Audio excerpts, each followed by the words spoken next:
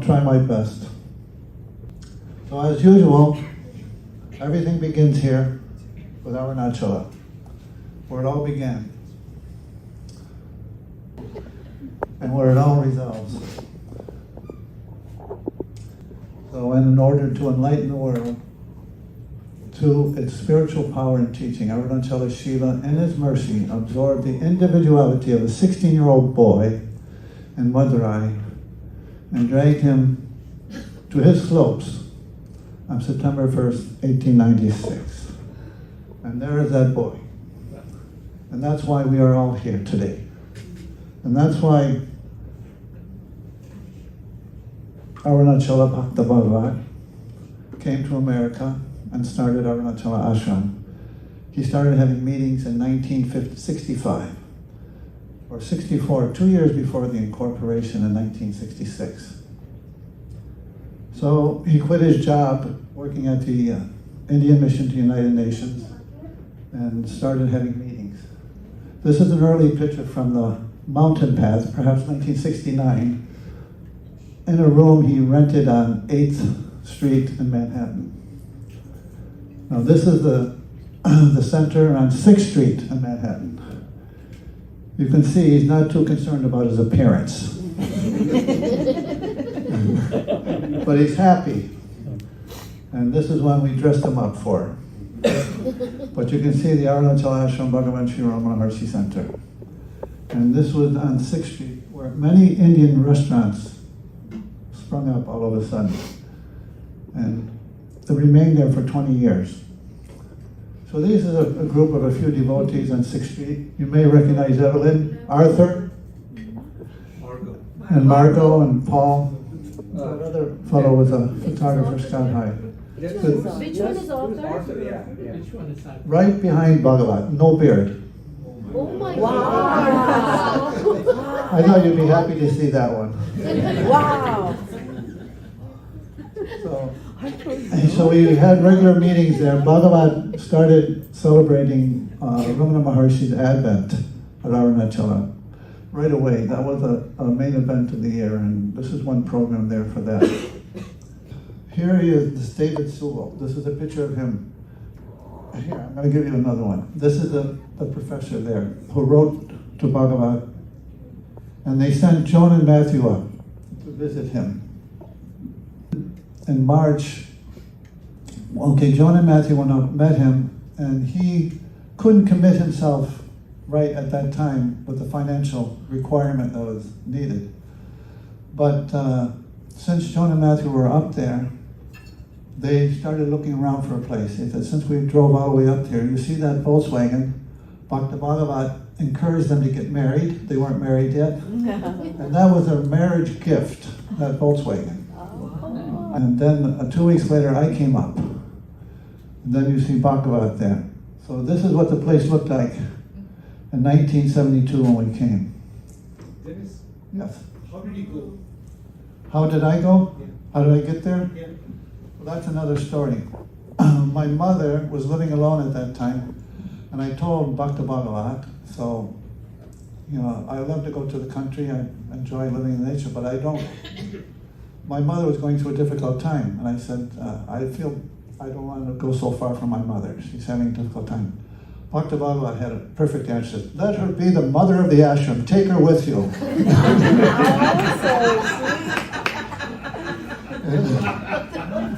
So I went, to my hometown. I said, Mother, let's go to Nova Scotia. You can stay there with me up there. But she came. But look at how the place looks. 1972, when we got there. And somehow she didn't get excited when she got there. And she left in June. And she didn't understand everything also about what the ashram purpose was and what I was actually doing. I'll tell you a story. I was going to college and I told her I wanted to quit college and dedicate myself to spiritual practice. And I asked her, what do you think? Is it all right? And she thought for a while and she said, if you think that's what you want to do with your life and that will make you happy, go ahead, please do it.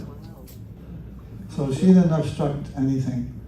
And so there we started painting the building and doing work around. So this was the announcement in the mountain path in October 1972 about the founding of the ashram. He said, in Bridgetown, the center is to propagate Sri Bhagavan's teachings and practice meditation and chants morning and evening. A batch of dedicated devotees. There are happy fixing a house and grounds for this country ashram. You see that picture on the top? That's Arunachala Bhakta Bhagavat's mother. Now she was, if he ever mentioned her name, or in some context began to talk, he would weep. He couldn't talk about his mother without weeping. So there he is. That must be around the same time, sitting out in the back lawn. And so I'm just showing this page here from January 15th, 1984, how the information officer documented every visit, 73 visits in 25 years he made to the Nova Scotia Arunachala. He documented how he got there, and who drove, and who came with him, and who was there, and how he returned. So that's... And here is this is the inauguration of the Nova Scotia Ashram in 1972, September 1st. You can see Evelyn there, and this is some other visitors who came up from Florida. Jim and Corrine early, and David behind Evelyn.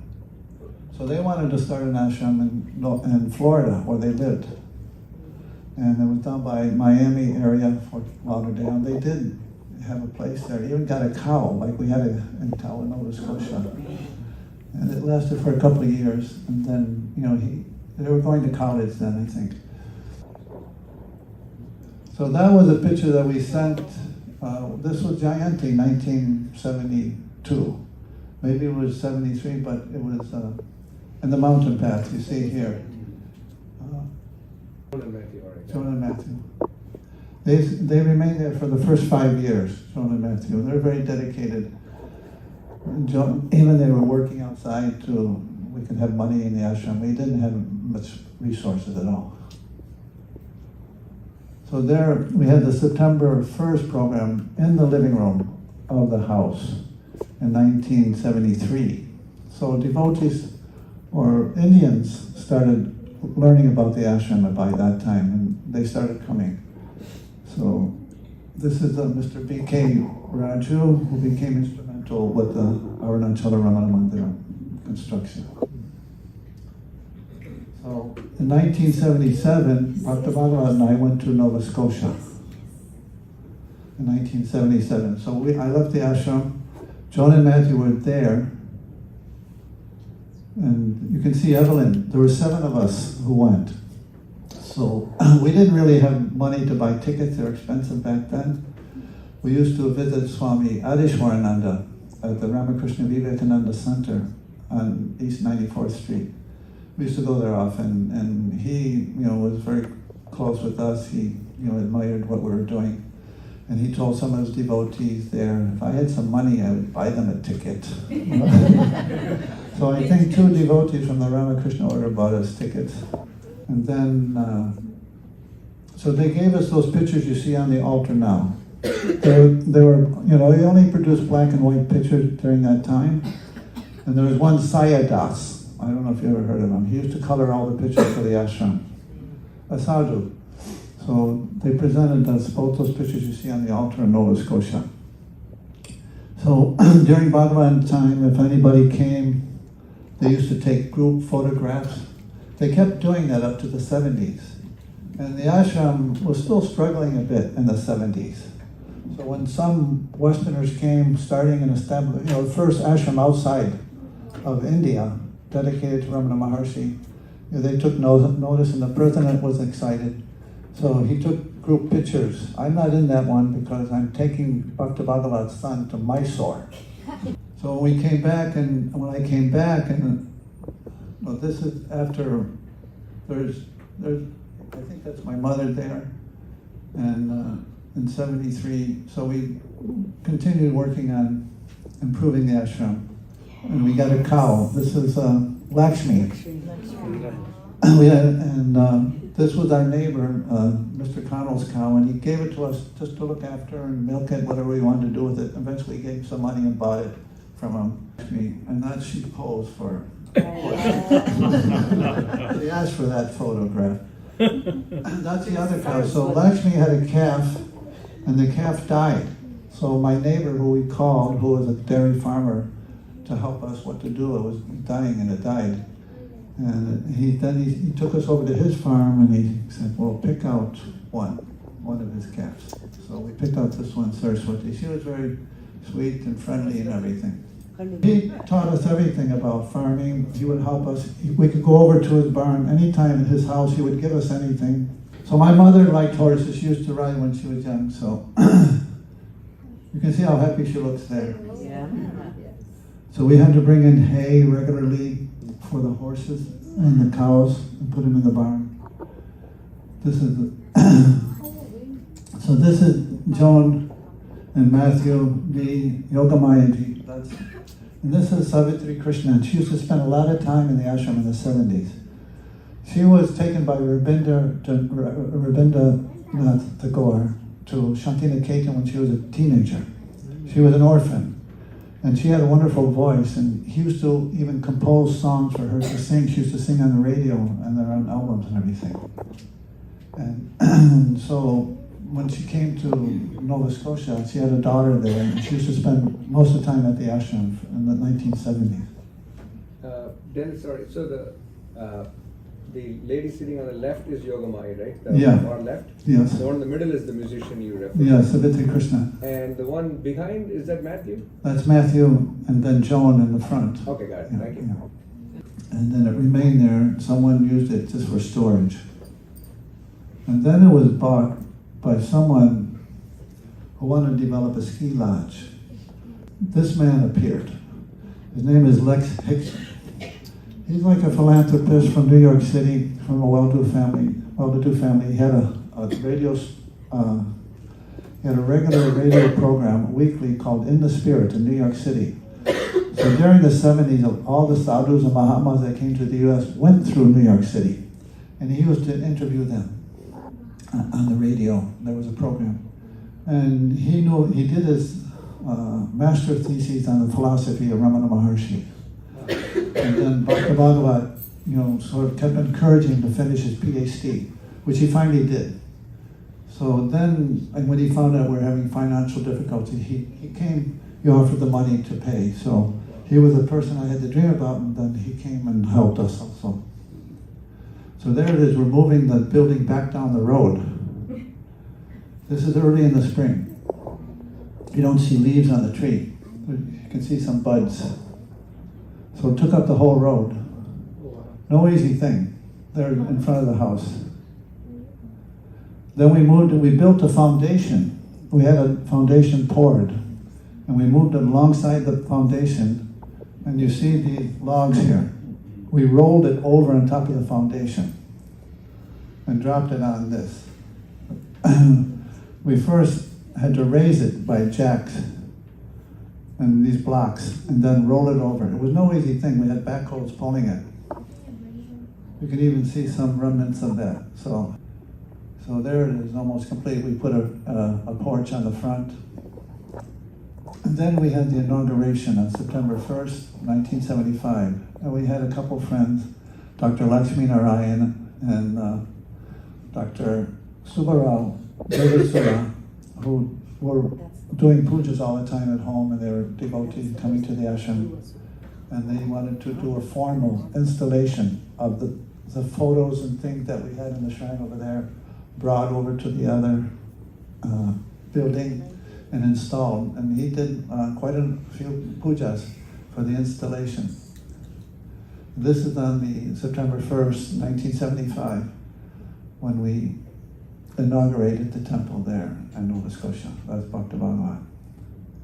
So this was what was in the mountain path. You can see inauguration of Arunachala Ashrama in the Western Hemisphere, a 4-day festival in Canada, right?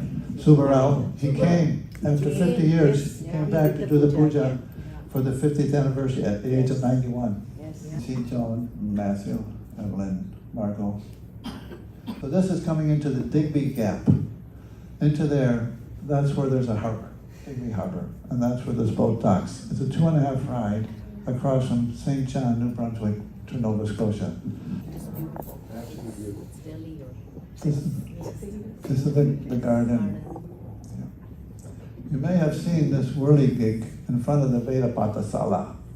Just some photos of the house. This is the main guest house. These are just some yard photos. This is another one of the temple. So we have a statue like the one we have at the New York ashram, which was replicated by my brother. This cottage was built in 1987. This is all Then this one was built, this has 4 separate units in it, and it's built in 2020. And it has a living or a kitchen area. This is the path going up to the mountain behind the ashram. We have what we say is a Skanda ashram and a Virupaksha cave. So that is the Skanda ashram. That was built in 1996. So that's the cave entrance. Oh, wow. Very narrow. And look, I have a picture of me trying to get in. So it's not easy to get in, you know, when you're a little bigger like me, but it's possible. There's a Shiva Linga in the cave. That's called a chipmunk if you're not familiar. So this is one visitor we had in 1977. Anybody recognize him? So there's Sundaram. Sundaram, yeah. Sri Sundaram. 1977, his company sent him to the US for some training. So we brought him up to New York. We had him there for the Advent program in 1977.